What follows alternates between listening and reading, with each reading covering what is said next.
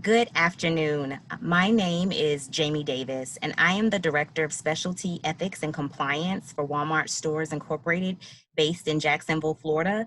This bar year, I serve as the co-chair to the American Bar Association Young Lawyers Division Business Law Committee and the Young Lawyer Division Liaison to the Business Law section. Today, I will be moderating the panel on the personal balance for well-being, hosted by the ABA-YLD Business Law Committee, the ABA-YLD Health Law Committee, and the ABA Business Law Section Young Lawyer Committee. Now, during these unprecedented times, the need for creating and maintaining a personal balance is critical and crucial. The statistics are staggering on depression and substance abuse and wellness in the legal industry. Even transactional attorneys, who are often incorrectly perceived as having a low stress work life, have higher than average levels of mental health and wellness issues, and they need the resources to be successful in improving their well-being. Today, we have an esteemed panel comprised of not only wellness professionals, but attorneys, and they will discuss the resources for physical, physical, and mental well-being, and how to apply them to our lives, especially during this new normal that we call this pandemic. Before we begin, if you have any questions that you want me to ask the panel, please submit them in the chat box, and if time permits, I will ask them at the end of the program. Now, with us today, I want to introduce our panelists. We have Lacey Durham, Senior Manager at Deloitte, based in Dallas, Texas. Welcome. Jared McNeely, Program Manager, CSX Health and Wellness, based in Jacksonville, Florida. Irena Sargent, Founder and CEO of Hooky Wellness, based in Kansas City, Missouri. And Sam Wantland, General Counsel and Special Asset Officers, First Farmers, and he's based right outside of Nashville, Tennessee. So first, thank you so much, panelists, for agreeing to participate in the personal balance for well-being. It is definitely needed during these times. But I would love for you to quickly introduce yourself and provide some insight on your background, whether it is your legal practice area or your role in the wellness industry. Lacey, can you introduce yourself first? Sure, Jamie. Thank you so much. Hello, everyone. I am Lacey Durham, and I'm ecstatic to be here with you today. By way of background, I am an accountant and an ERISA attorney that really serves as a trusted business advisor for my clients at Deloitte. My practice focuses on total reward strategies, employee benefits, executive compensation, and all things tax related to that. One of my roles in the firm is a well-being wizard. In addition to that, I am a former ABA Young Lawyers Division chair. And during my tenure, I really honed in on my passion and overall well-being with a particular project called Fit to Practice that was really centered around all pillars of well-being in the profession. I'm also a former commissioner to the Commission on Lawyers Assistance Programs. So well-being is really of the utmost importance to me. And I hope to share with you today some practical things for you to consider. Thank you, Lacey. Jared, can you introduce yourself, please? Good afternoon. Thank you, Jamie. My name is Jared McNeely. I'm the program manager for CSX Health and Wellness. I am a exercise physiologist by trade. I have been in primarily the corporate wellness industry, which means not your YMCAs or your goals gym. And I deal with individuals, like yourselves, lawyers all the time, managers. And my primary focus today will be from a physical standpoint, but as we all know, there's many other things that play into your well-being. So I hope you get something out of it, and I'm just really excited to be here. Thank you. Thank you, Jared. Irena, can you introduce yourself now, please? Yes, hello everyone. I'm Irena Sargent. I'm the founder and CEO of Hooky Wellness. It is an emotional wellness brand focused on making mental health the best part of self-care. By training, I am actually a brand marketer and innovator. So I started my career in consumer goods, leading brands like Stouffer's and Lean Cuisine across companies like Nestle, as well as QuickBooks and Intuit. Throughout this experience, I quickly came to understand that while I was well trained and well conditioned for my career path in high performance environments, I didn't have the understanding of how to manage my mental and emotional health as my career progressed. And so through to experience with burnout, and now that I'm a burnout survivor and on the other side, I've come to understand that this is an ongoing challenge for those in hustle culture. So Hookie's really about bringing practical, actionable ways of wellness into the lives of hustle culture. And so I also am a growth coach where I'm focused on helping people understand their unique aspects of their past and how to repackage it and position them for their next chapter, leveraging frameworks and tools from design thinking. So I'm super excited to talk to you all today, help you understand a little bit about mental and emotional wellness and why it's important in this culture. Thanks. Sam, we would love to get some insight if you can introduce yourself as well. Hi, thank you, Jamie. My name is Sam Walton. I'm the General Counsel and Special Assets Officer for First Farmers and Merchants Bank. It's a bank based in Middle Tennessee, outside the Nashville area. As Jamie mentioned, I also serve the Tennessee Bar Association's Attorney Wellbeing Committee, and I'm one of the co-health and wellness coordinators for the Tennessee Bar Association's Young Lawyers Division. I actually got started on an improved well-being journey myself several years ago when I visited our state lap program, ELAP, which kind of helped me set me on a better path, both personally and professionally, kind of where I am today. And I certainly would not be here without that focus on well-being several years ago. And it's a focus that I continue to place emphasis on every day. And I hope other people can find the growth and encouragement and joy that I've found from working with well-being folks and improving my own personal well-being. Thanks. So again, I want to thank our panelists for agreeing to speak today. This panel is really, really going to be insightful, and I really hope that we garner some tidbits so we can take back and practice them, especially during these times. Now, let's dive into our panel discussion. Jared, you're first. Through the lens of your areas of expertise, how would you define wellness or well-being, right? So in other words, how do you think about the balance of, eating well and exercising and still feeling good about yourself? Great question. So first, we have to look at it from an umbrella term. Your well-being simply isn't just one thing. It's comprised of your physical, your mental, emotional, financial, spiritual. So we have to take into account all these different factors. And to break it down very simply, it's when I get up in the morning and I look at myself in the mirror, how happy am I? On a scale of 1 to 10, 10 being the happiest, where do I rank? And depending on which one of those components of wellness is lacking, then we would look at those to help make sure that we can be as close to a 10 as possible. You're not always going to be a 10. That's normal. We're going to fluctuate. There'll be days where you feel like a 5, or days where you feel like a 1, but the goal is always to get back to a 10. So from a physically component, what we want to do is make sure that, I'm happy with me from the inside out. And once I'm happy from the inside, well, then we can focus on the outside.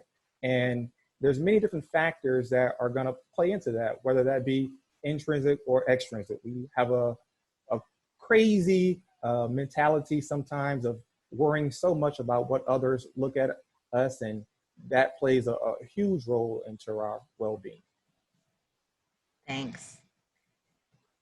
Irena, in a community where, time is money, right? Literally, why should wellness be a priority? Great question. So the thing that I think we often overlook is that mental, emotional, and physical well-being and wellness is actually the foundation of your productivity. And so it took for me to understand that when I was in the experience of being burned out, which is really how this chapter of my life began. Like, I checked the boxes, I got the degrees, I got the jobs. You get the MBA, you get the promotions, you move up the ladder. And so that is how life is supposed to be. But what people don't often talk about is that your ability to move up the ladder, your ability to check those boxes are all tied to your emotional well-being and wellness. And literally is what is in your tank. And so when you think about it, you are building up your resilience, which is your ability to react to things that happen in life. That includes your career and includes everything else, personal and professional. And so when you are taking hits on a daily basis, whether there are very clear hits to your emotional, mental health, whether it's toxic work environment, whether it's just ongoing stress because life is lifing, is how I like to say it. Everything that happens causes your resilience to go down. And it's very understanding. If you try to drive a car on E, you know where you get, nowhere fast. And so think about your mental and emotional and physical well-being as just that. Where is your tank? And so what I found is that, especially for those in high performance environments, when you take it is a little bit of a coping mechanism, but when you take a little bit of the emotional hat off and look at it as the objective person that you are and how you evaluate things in life and how you decide on your priorities. When you start to look at that ROI of investing in yourself, investing in your mental and emotional well-being, you start to understand that it's the best ROI you can bring in your life. And so one of the things I think that has done a disservice in the space of wellness is we talk about wellness and self-care as the frou-frou stuff, which is amazing to bring into your life. I love a massage and I will be on anyone's table any day of the week, but that's only part of the equation. And so that has gotten a lot of the focus in the bubble baths and the self-care Sundays. And though they are amazing, there's this deeper, more impactful piece of wellness that is often overlooked. And it is uncomfortable. It's actually an uncomfortable part of wellness because you have to go inside and you have to be introspective and understand what is driving your tank down, what is taking the gas out of it, and make some changes accordingly. So one of the things that is biggest when it comes to this space of not only making it important is you internalizing importance and bringing it to life. And so occasionally that may cause you to take a mental health day or a hooky day, as we like to call it. So a hooky wellness, like the whole focus is prioritizing your self-care, prioritizing your mental health, and saying right now, I choose me. Because at some point, everyone deserves to be a little bit selfish.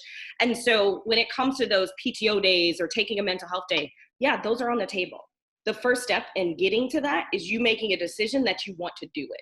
Because what I found in working with clients and talking to my peers and even my own experience is that's the hardest step, because your companies put benefits out there for you. You have PTO days. It's up to you if you want to choose it to fly around the world and sit on a beach, or if you want to use it to lay on your couch and sleep.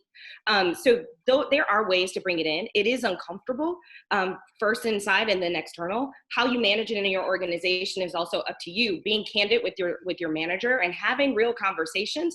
The thing is, right now we're all in this space. So being cognizant about it and making those decisions and choosing to make changes is really key in this point in time. Thank you for that question. No, that was really good. So I'm going to say that self-awareness that you were talking about, like know your tank, that's huge. So that was really good. Thank you. Now, Sam, we talk a lot about wellness and just being very honest right now, some people are not doing well, right? Especially during these times, and they're battling mental health issues. So what are some resources available to someone who might be experiencing mental health issues, and kind of how can they cope with those resources? Yeah. Thank you, Jamie. First, I want to second Arena's points there that, priority is taking care of yourself. I mean, you are the resource. There are only so much time you have in the day, so much energy, and you're able to focus that at your utmost, perform best. So if you're in a period right now with the COVID-19 crisis and you're having an issue, you can reach out to a LAP program at your state level, which is a lawyer's assistance program. If you're fortunate enough to work for a firm, you can reach out to employment assistance professionals, the EAP program. You can also reach out to your state or local bar association. A lot of local bar associations, state associations are putting on some well-being seminars right now. But if you find yourself, in this COVID pandemic where you're kind of locked into, just struggling to get by, the isolation, which is all very common for lawyers, even when it's not COVID, because we do a lot of work that's very concentrated, very focused on analyzing certain problems. We are complex mental athletes, and we need to take some breaks because I'm sure Jared will point out later with fiscal activity, the most important part is not just doing the work, but also the recovery part as well. And a lot of times we don't focus on that recovery part, which also, to Arena's point, that you need to take those vacations, take that PTO time and let yourself recover. Block out certain times a day if you're at home when you can work and you need to have that space, and realizing that that tank is going to get low and that to focus on rebuilding that tank and getting you back to the optimal performance level. And you can also reach out to your fellow lawyers and peers and just talk about things. I think it's very important just to talk about mental health as well. Right. And, and I think that's great because a lot of times, especially if you're young in your career, you feel like you can't talk about things or you'll be punished. So it's really important for people to at least know the resources so that they can get the assistance they need. Thanks, Sam. Now, Lacey, you mentioned earlier that you were a former commissioner. So what did that role entail? And can you just kind of give me some insight on why this topic is just so important for you? Absolutely, Jamie. The American Bar Association Commission on Lawyer Assistance Programs, or COLAP, has a mission to assure that every judge, lawyer, and law student has access and support and assistance when confronting really alcoholism, substance use and abuse disorders, or mental health issues. The mission is really carried out by supporting the work of state and local labs that Sam mentioned, as they really provide hands-on services and support of those in need of assistance. As a commissioner, one of my goals was to really highlight that there were certain demographics that I felt was left out of the narrative. And specifically, those were young professionals, diverse lawyers, and those lawyers who had maybe non-traditional or unconventional practice settings, like rural areas or small town lawyers, who didn't really have quick access to those assistance programs or any resources, period. So for me, it was important to note that people and their practices are not monolithic. There's so many different varieties and differences there that we need to find a way to really meet people where they are and provide those necessary resources. So the role as a commissioner really allowed me to be innovative and blaze trails on topics that had not even been considered. Before the organization was really just focused on a couple of key things, but I was able to introduce topics such as suicide prevention, financial stress, burnout, anxiety. Those things just weren't talked about as much. And I believe that all of those things fall squarely into well-being, and it can affect one's health. The other important thing about that role was how we disseminated information and how broad our reach was, or at the time where we weren't reaching people. I really believe that it is important to reach people where they are. One of the things that I was able to do was put on the first ever live Twitter chat on suicide prevention and postvention in the legal profession. And that was absolutely unheard of. Going to a public forum like Twitter or Facebook and actually talking about suicide prevention and other issues that affect attorney well-being. And to this day, I'm very proud that it was one of the highest mentioned issues in the association's history so far.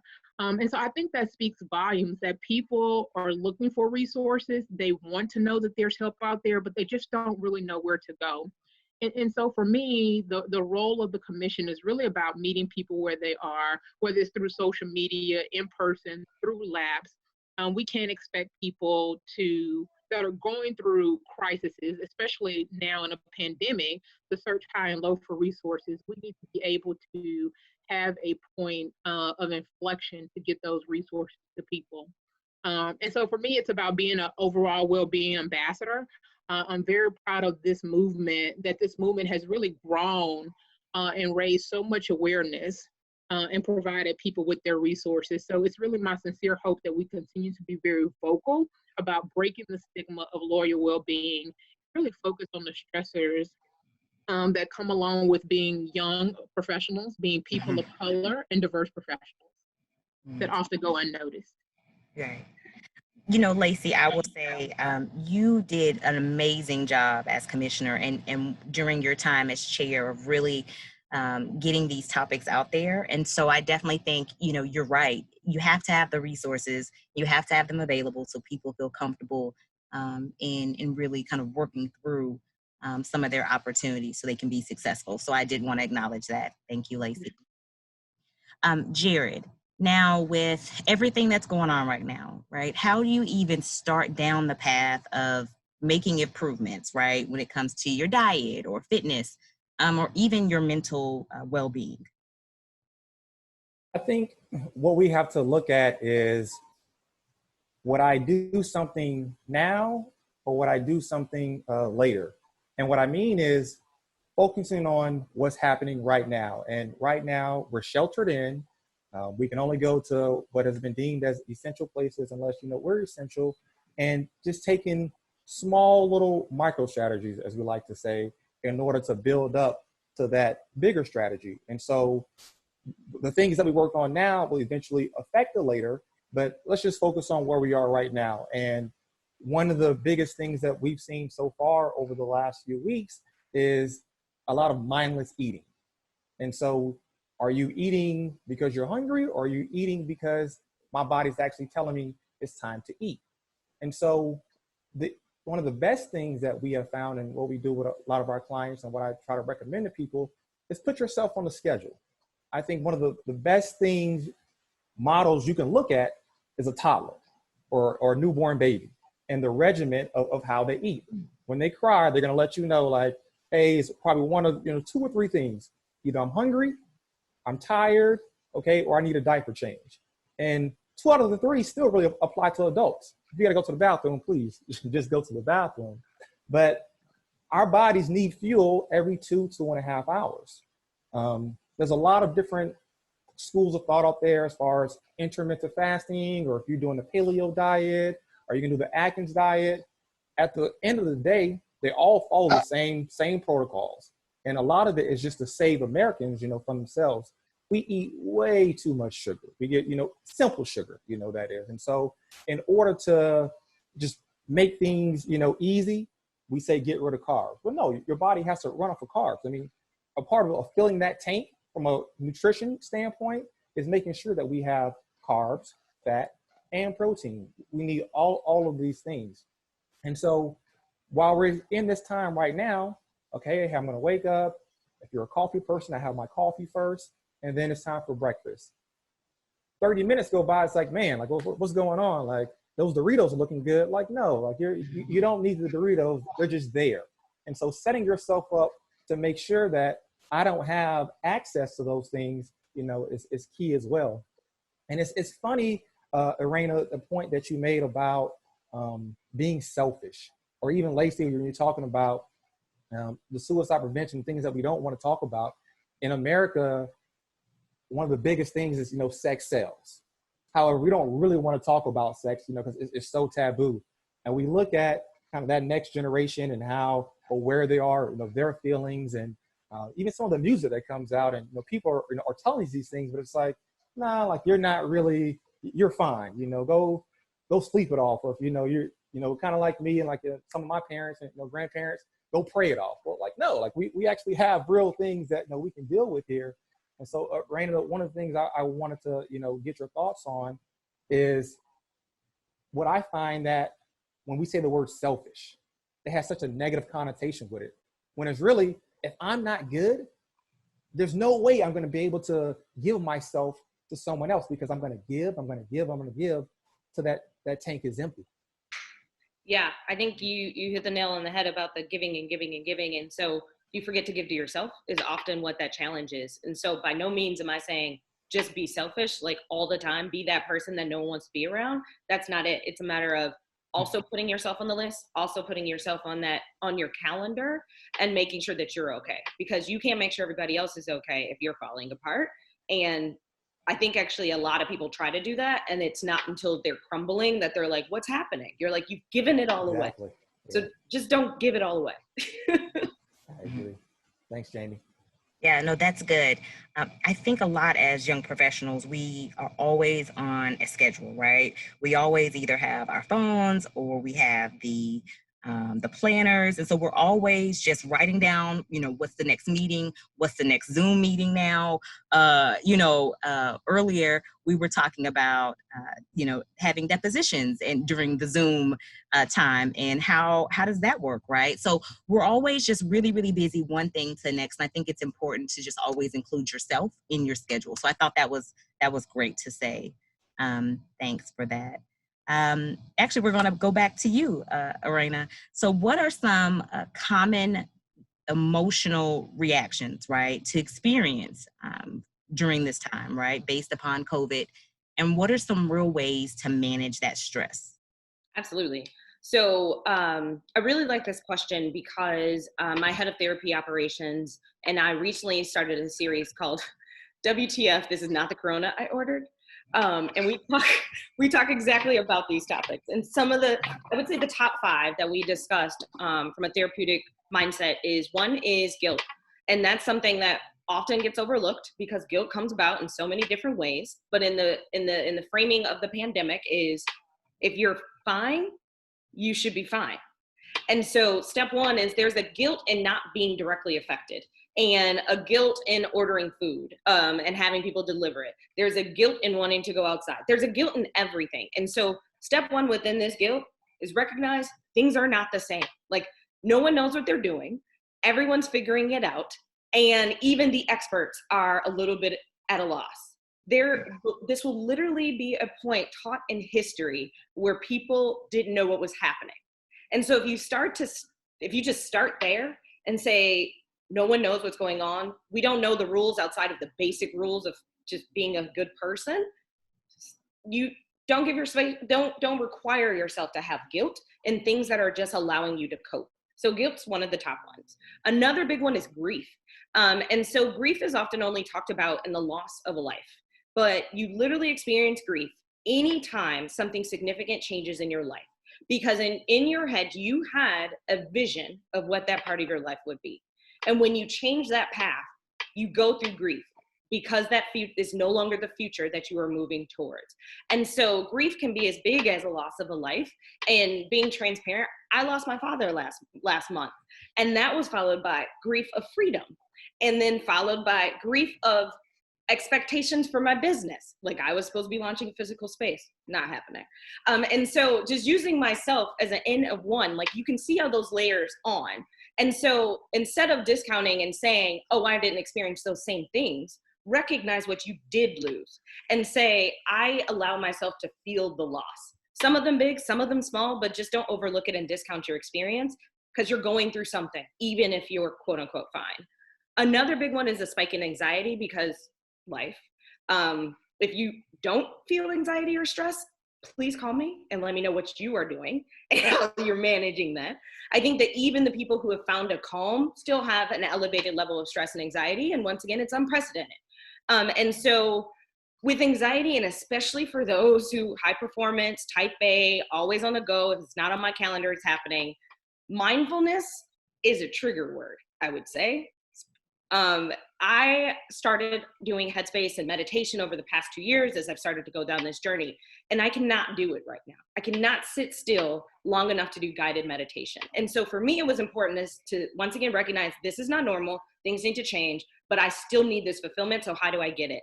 And it is so cheesy, but it works. I started flying kites.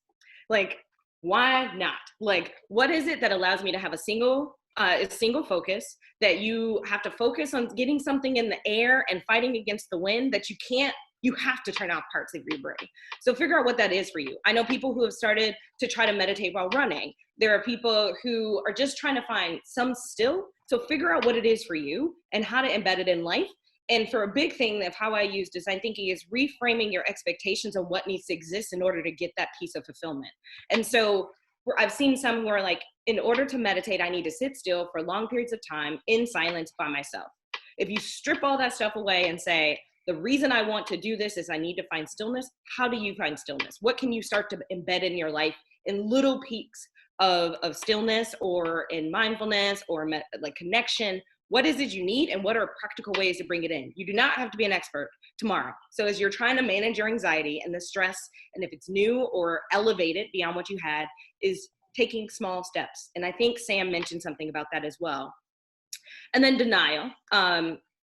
There's a lot of us that were in denial at first, like things are fine. It's all fine. It's where the house is on fire behind you. You're like, no, it's not. Like, and so those are a couple of things, and those are top 4. And then the last one, which really got a lot of conversation and sort of, I think, speaks to Jarrett, but in an even deeper way, layering on top of it, is this space of self-care, self-soothing, and indulgence. It is a spectrum and not something that we often talk about, because when you think about it in the ways that people are doing it now, you have food, but you also have alcohol, and you also have other things that help you with your life. And so there are ways in which your life is yours, but just step back and say, am I doing this because I'm consciously deciding to do it? Or am I starting to slip into that indulgent phase? And so that also speaks to food. And what Jared was talking about is like being aware, being conscious, and knowing what you need, but also know if you're starting to slip into that indulgent thing. And once again, not having shame or guilt with it. Like, so those are a couple things, common emotions, and a couple basic tips. That is really, really insightful. So I do appreciate some of that, because I was thinking to myself, you're right. Like, I didn't even think that we would, like, our children and our children's children will be in history class one day, and they'll be like, well, you remember, my great grandma said, it's like, you just never, like, I didn't even think of it. So to think of that magnitude of what we're dealing with is huge, right? To see it on that scale. It's going to be in some history books. That's crazy. Yeah. So Sam, earlier you discussed, mental health issues, right? Now, is there a way that we can individually, or even as a profession, right, decrease the stigma around mental health issues? Do you ever think that we'll get there?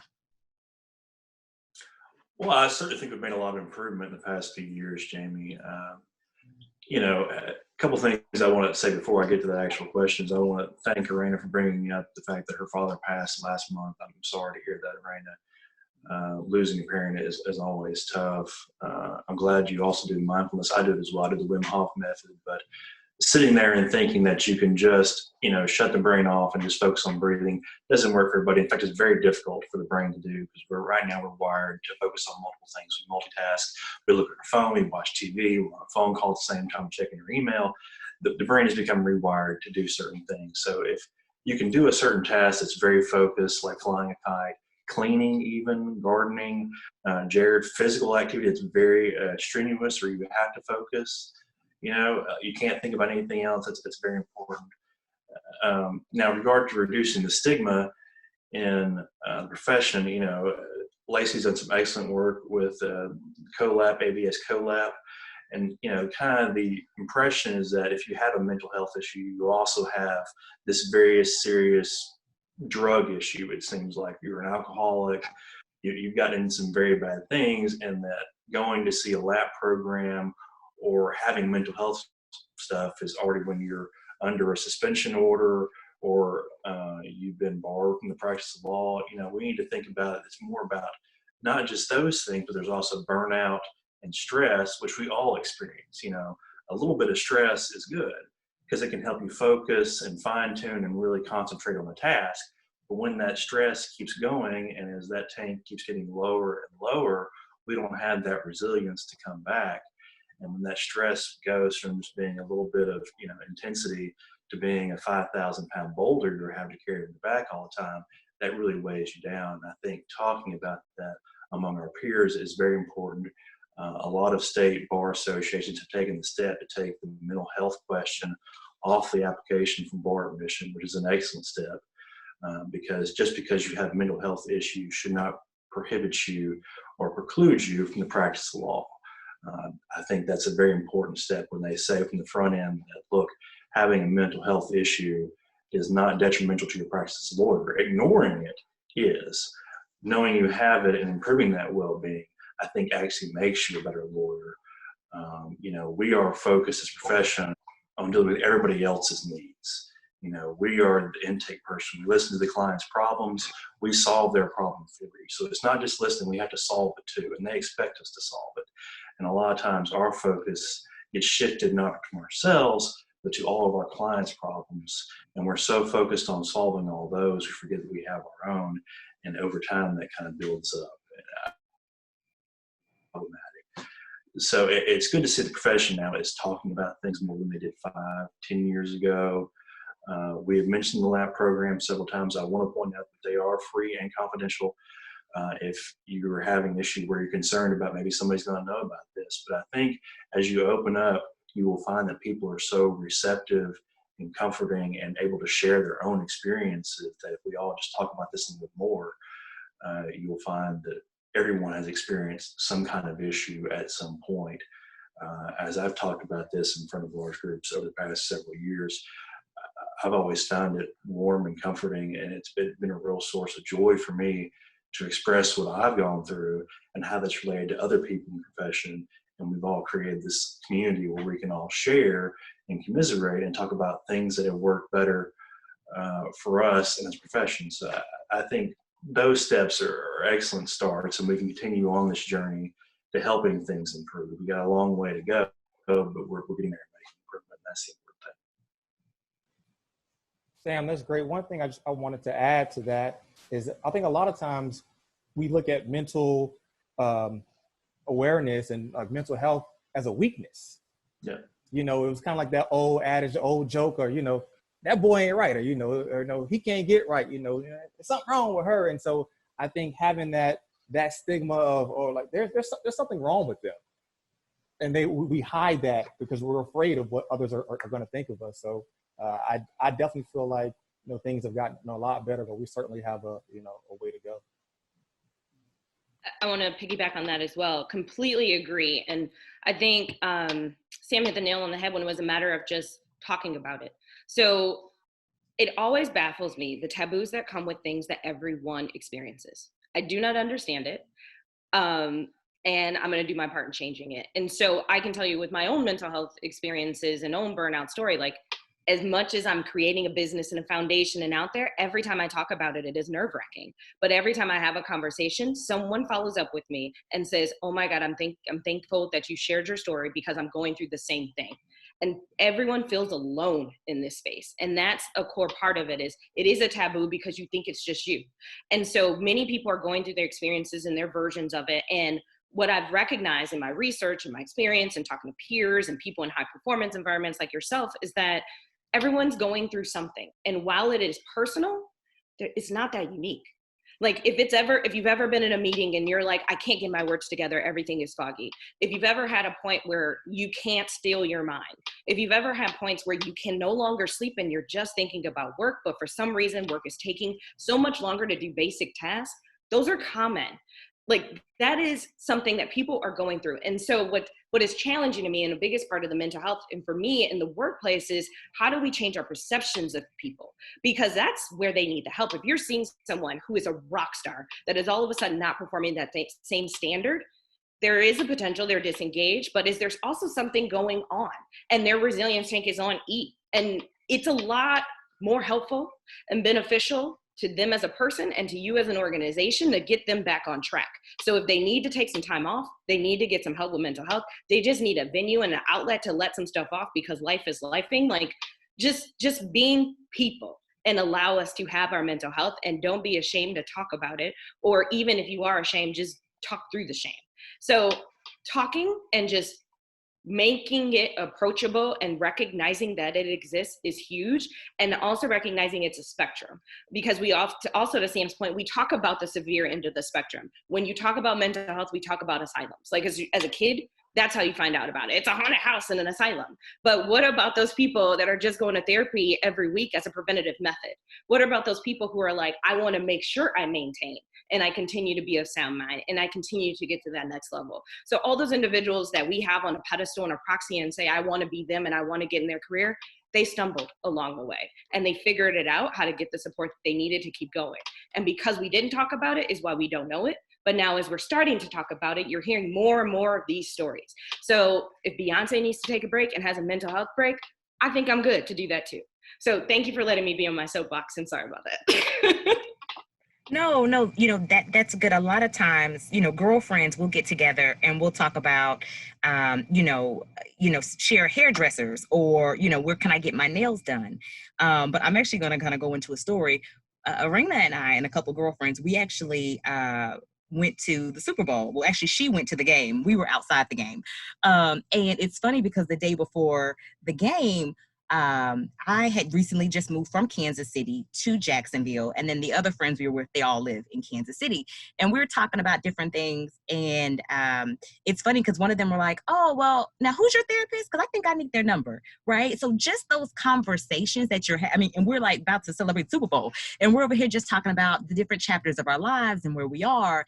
And it was literally like the same conversation we had when we moved, and we're like, "Okay, I need a doctor, I need a dentist, I need this." And we were just kind of giving each other resources of who I had went to when I was in Kansas City or who Arena go. So it was just very conversational, and it was just, it flowed, right? And we have to have more of those opportunities with our friends and even with our coworkers to say, even during a transition, you might have to speak to someone and just get that foundation. So it's just really important to have that. But I did want to bring that up. Can I just add one more thing? You hit a nail on the head, and something we often don't think about is that we talk about our problems with people already, but we're talking to people who aren't equipped to give you real feedback and insight. So stop talking to your friends about your relationship when they've been single for forever, or stop talking to your friend about your career problems when they can't keep a job. There are people who are trained to talk about these situations and help you manage through it. And it is not to be taken in light of heart. Like, there's physical trainers, therapists are like mental trainers. And so I just wanted to layer that on, is you're already doing it. You're just maybe talking to the wrong people. That's a good point. That's a good point. Okay, Lacey. So we've been talking a lot about, wellness in the physical and the mental aspect of it. Now, what are some what is financial wellness, right? Why is it important?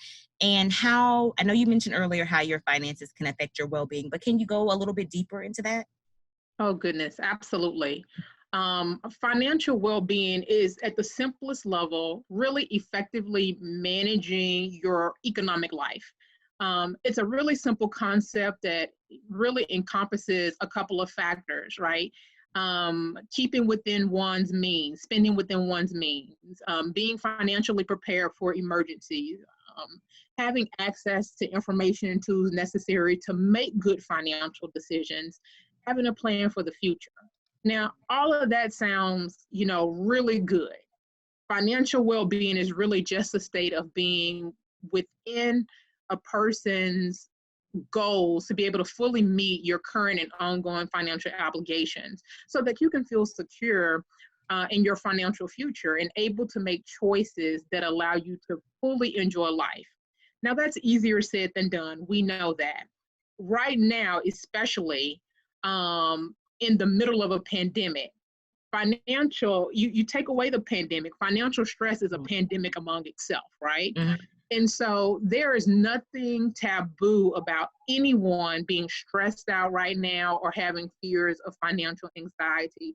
We know right now the unemployment numbers are through the roof. The assistance that's out there is slow to get to the hands of the people who really need it.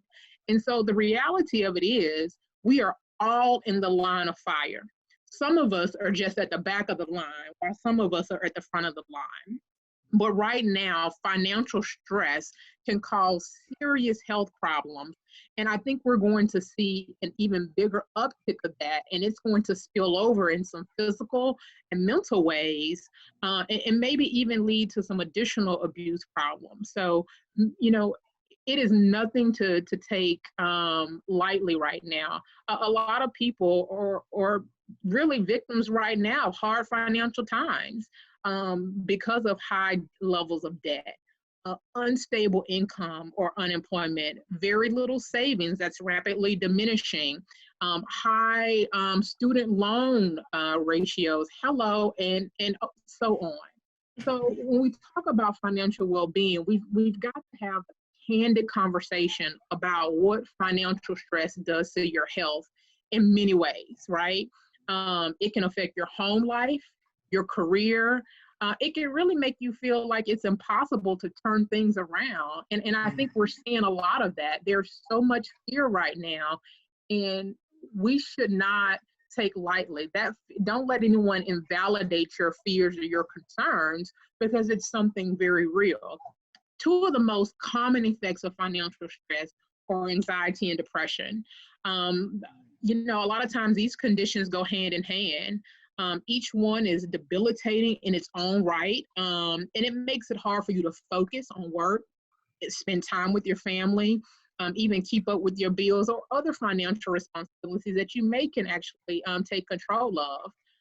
The stress of having too much credit card debt, student loan payments, even medical bills right now in the midst of this pandemic can really weigh on a person and cause stress and anxiety. And if you're already behind financially, you may be feeling discouraged or even hopeless if you don't know when things are going to go back to normal. I mean, I found myself, here I am gainfully employed still, but like, what's going to happen next month? Because things are changing so quickly with regards to COVID. And then, if you're spending time watching the news or watching any of the financial segments, things seem to be in disarray. And so all of that anxiety can manifest in different ways. But most people who suffer from it, report panic attacks. Your chest starts to feel tight. It becomes difficult to breathe. It's often also coupled with this inescapable sense of doom, right? That you just can't get out of it, or something terrible is going to happen, and then it won't go away. And so, anxiety can be a physical thing as well as a mental issue as well. And so we have to, put parameters around that. And depression, again, just goes hand in hand. You get the sense of, sadness and self-doubt, just a wide array of physical and mental symptoms associated with both anxiety and depression. You may be experiencing a change in appetite. So you're either overeating or undereating, both which are detrimental, as my colleague said, to your health. Or you may have lost all interest in any of your favorite activities. Like, you don't want to run anymore. You don't want to go fly kite. And so you're just sitting there paralyzed. Or you're making the other extreme, some very risk-taking behavior is popping up, or you're having dark thoughts about, what's going to happen. It can cause, you couple that financial stress with everything that's going on right now. It can be very detrimental overall. So financial well-being and financial health definitely has a link to the other aspects of well-being, and we simply can't ignore it. There are so many underlying health issues that are worsened by financial stress that we want to try to, as best as we can, where we are right now, given the current situation, be able to at least put some things in place to navigate through this financially stressful time. Right. Yeah, that's good. So, Jared, what are some tips for managing stress, both mentally and physically, through eating well and even, just exercising? All right. I'll try to keep it short. One thing that I've moved to in my practice and how I try to work with people is just figuring out where you are. And like I kind of jokingly, say that, where's your head right now? Are you trying to lose 50 pounds, or just the idea of that, sounds good? So first, recognizing where your state of readiness is and getting that person to help see, like, okay, well, I like the ideal of it, but I'm not actually quite ready to make the commitment. So one, just figuring out, where you are. And from a mental standpoint, just being aware. And so if you're aware of, okay, I need to make a change physically, I need to make a change financially, I need to make a change emotionally, this relationship is, draining me out. I mean, just figuring out what it is that is causing your tank to be depleted. That's good. Just trying to figure that out. That's good. Raina, so with Hooky Wellness, what are some things that you're working on? Kind of give me some insight on some additional resources and just kind of what's coming in the pipeline for you. Absolutely. What's going on with the business is an entire pivot, which is exciting. Yay. No, I'm really excited about some things that are coming in the virtual sphere. So the initial vision of Hooky was to open a spa and lounge for comprehensive mental health, where members would get access to talk therapists, yoga, massage, meditation, as well as workshops and community events. And so now, in lieu of the world, we are bringing that in a virtual sphere. So we're actually going to continue with virtual workshops, as well as virtual sessions, conversations with mental health professionals, so that we can cover different mental health topics in a way that is more approachable and tangible for real life, and as well as bringing in some play and levity to it, because we often take ourselves way too seriously. And so how do we bring in that approachability to it? So we're really excited, and the best ways to stay attuned to what we're working on is to sign up for our newsletter at hookywellness.com. It is, yes, like play hooky. That is the whole point of it. So hookywellness.com, as well as on Instagram at hookywellness. And so we will very soon be communicating our upcoming sessions. We'll be once again talking to virtual therapists, as well as some additional tools and resources. So when you sign up for that newsletter, you will get a resource that I created called Burnout Bingo. And Jamie, I will also share a follow-up with a link for you as well. And so Burnout Bingo is an approachable way to track if you are showing signs and symptoms of a potential burnout or stress episode to come. And so it's a quick 5-minute exercise at the end of the day. And this is really helpful for anyone who says, I don't know how I feel. And so it's a bingo board where you can track, are you showing some of these symptoms on a daily basis, assess at the end of the week if they are lining up to be severe or significant. And at the end of the month, take an inventory and assessment to see how many rise to the top and if it might be time to find a therapist or a coach or someone to talk to. Signing up at Hooky Wellness, you will get that link as well as further information. As well as we are working on a program that I call the homework, where it is an ethnographic view at your experiences and your what uniquely positions you for that next chapter. And so I repurpose design thinking frameworks and methodologies to help you understand the past and build a path to the future. So follow Hooky Wellness. We'll continue to highlight different therapeutic services and resources. And for those who are just practical of what I can do now, there is a great book that I recommend if you're thinking about therapy or a little bit nervous about it. It is called Maybe You Should Talk to Someone. And it is amazing. I used it like a little textbook. And so it is a therapist that talks about her experience in therapy, as well as following the stories of 4 of her clients. And the way that she writes it, it is a real perspective on how life happens and some of the common mental health trends and how we respond to them and ways to reframe your thinking on it. So once again, Maybe You Should Talk to Someone is a great book. And then just give us a follow at Hooky Wellness on Instagram, and I'd love to connect. Thank you. So I've actually attended your session or your webinar maybe a month ago on that Saturday. I think it was your first webinar, and it was great. So definitely Hooky Wellness is a great resource.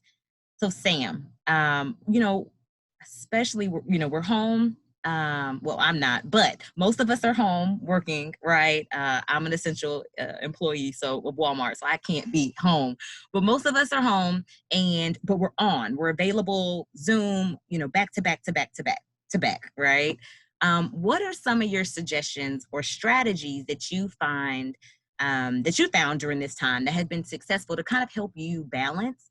Because if you're stuck at home, right, and you have a lot going on, you have a lot of people at your house, how are you able to kind of maneuver during times like this where you have to be on, but you can't even really kind of take a break in the sense of getting out?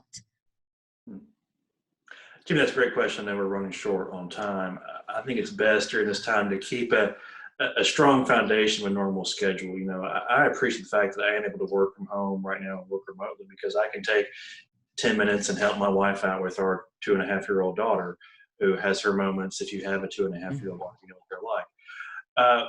I try to focus it to where I have, some solid word blocks where I can be uninterrupted and be very focused in those times. And then take time out to take care of my personal self, go for a walk, take an actual lunch, which is still a good idea to do. Get dressed up for the day, take a shower. Don't go a couple of days without showering or growing a beard. Keeping our physical appearance up helps us stay, mentally motivated. And so that helps. I know we're running short on time, so I kind of want to conclude there and see if we have more questions. But again, focus on, carving out some time just for you. Schedule yourself some time if you need to. Schedule yourself. This works in your normal practice as well. Schedule some time for yourself to go work out. Schedule yourself to have lunches. Yourself to talk with friends. If you have to schedule it, schedule it. It's important to prioritize yourself, like we discussed several times here today. Thanks, Sam. Okay, Lacey, you have the last question.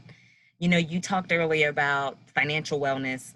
Can you kind of go into detail quickly on some tools, that you can use to deal with financial stress, whether someone's trying to buy a house or because interest rates are low or, whatnot?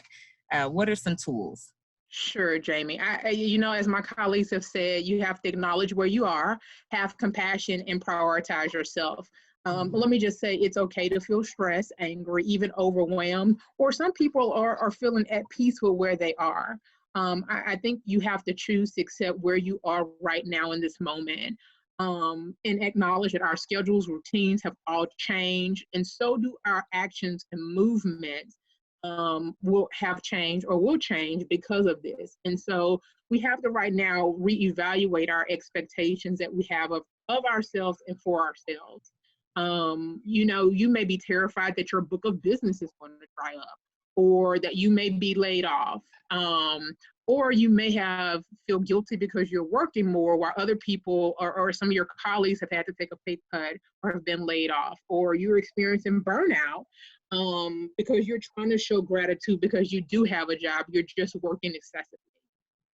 Or you may even be financially fine, but feel guilty because others in your network are not. So some of the tools that you have to use right now in order to be able to propel yourself forward is make smart decisions, right? So now is the time to evaluate your current financial position. And you free up or cancel some memberships that you aren't using. The gyms have been closed. I was paying a god-awful amount for monthly parking in downtown Dallas. I canceled that. I'm not going back there for a foreseeable future. That freed up an extra $150 in my budget. Is this now an opportunity? A lot of businesses are working with you to waive late fees, make extensions. So can you call? You have to pick up the phone and call and talk to someone. Lines and hold times are long, but see if there's an opportunity there to waive late fees. Think about all the things that are going on right now with student loans, whether it's deferment, forbearance. Make sure you understand the terms. You don't want any surprise balloon payments in the end. Maybe now is the time to go visit your bank and establish a relationship with the banker. Interest rates are low, so see if you can refinance major things such as home, cars, student loan debt. As attorneys, we are adorned with a network of some of the most influential and informed people, right? To the extent that you have people who do this on a daily basis, who are in the financial aspect world, ask them for help. We are so good about being resources for everybody else and connecting them. We need to ask for help sometimes amongst ourselves. Delay things that you can without penalty. Know that all the credit bureaus right now are allowing services through 4/20/2021, meaning that you can go in and pull down your credit report on a weekly basis for free. Make that a priority. So, it's never too late to start over. It's never too late to pivot and make a new budget. Reach out, look for resources, pick up the phone and call your financial advisor. It's scary, but it's something right now that we absolutely have to do to put ourselves in the best position going forward. Eat leftovers, buy food in bulk, stop the Amazon Prime, the mindless online shopping. I'm guilty of that. So a lot of things that we can do to change and mitigate our financial stress. So Lacey, I hope with that $150 that you go to Walmart and do the online grocery pickup or whatnot. So I did have to do that plug, Lacey. I am a Sam's girl and my order will be ready on Friday. Well, I appreciate that. Okay. We appreciate that over here. So, again, I want to thank our panelists. This has been a great event. And I really think that it really has provided a lot of insight, a lot of resources, and it's been great discussion. Now I want to turn it over to Jessica. She is the chair of the Health Law Committee. She's going to go into detail a little bit more about upcoming programming and how you can continue to get plugged in with the American Bar Association and the Young Lawyers Division. Thank you, Jamie, and thank you so much to our panelists. This was a great discussion. We certainly could have done a whole nother hour on this topic. So 2 upcoming events that can help you continue your wellness journey if you found this to be helpful. Starting tomorrow through May the 15th, the Business Law Section Young Lawyer Committee and the ABA YLD Business Law Committee will host a trial run virtual 5K run walk. We're requesting that you run or walk on your own, safely adhering to social distancing, and register your time and distance by May 14th. And everyone that finishes will receive a virtual finisher medal. And more information will be sent out to all of our registrants at the conclusion of this webinar. And then on Wednesday, May the 13th, the YLD Health Law Committee will be hosting a webinar entitled Commencing and Cultivating Your Health Law Career. It's an hour-long session where our panelists will provide tips for navigating the early years of your career and how to position yourself for long-term success. Our panel, which is comprised of both in-house and outside counsel in various health systems and law firms, will discuss finding and utilizing a mentor, the evolution of a young lawyer's networking strategy, and how to navigate job transitions, which I know is of great concern to a lot of young lawyers right now. So I hope everyone can attend those 2 upcoming events. There will be more information sent to you in a follow-up email, and everyone stay safe and stay healthy. Again, thank you all for attending this great panel. Thank you to our panelists. We are during these unprecedented times. I think I've said that more in the past month and a half than I've ever said in my life. But it's true, right? And so we appreciate the resources that our panelists have given us.